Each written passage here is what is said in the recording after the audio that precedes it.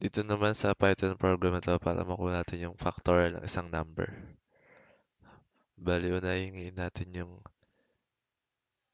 number mula sa user at may store siya dito sa x.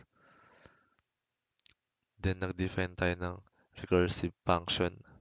Tapos gumawa tayo ng function na tatawag sa sarili natin para maka-calculate natin yung factorial. Ito,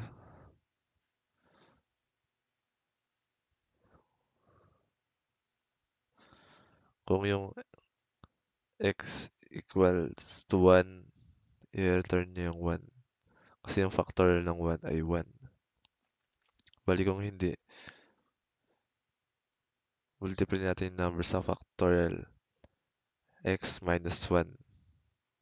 Kaya tumawag yung function sa sarili niya, recursive, hanggang sa maabot yung 1.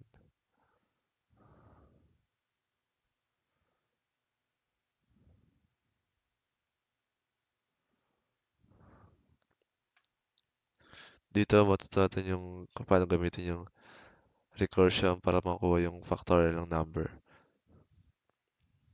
Lalo sa mga mathematical problems sa Python.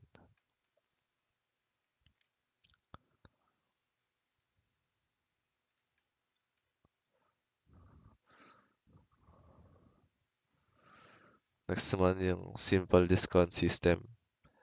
Unahin natin yung total amount, tapos ginamit natin yung float kasi pwede siyang maging decimal tulad ng 1000.20.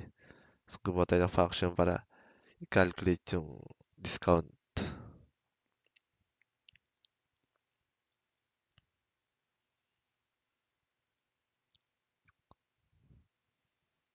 Kung yung amount natin is greater than 1,000, papasok siya dito.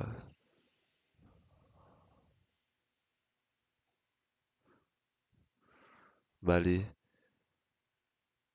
yung amount ita-times natin sa 0.1 ay yung magiging dis discount niya, which is 10%.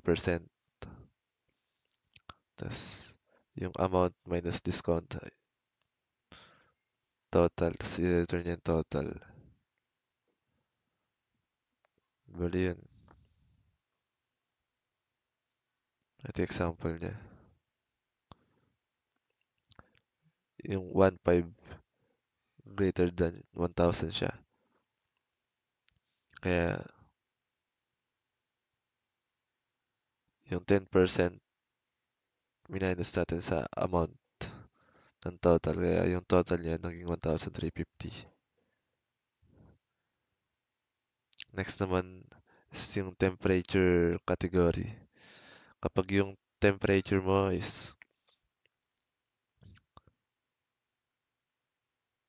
mas mababa sa 20, papasok ka sa cold. Kapag yung temperature mo between 20 and 30%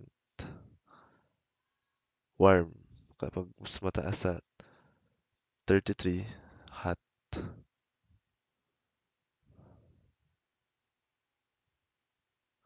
Ayan siya. Ito for I in range. Gumamit tayo ng loop.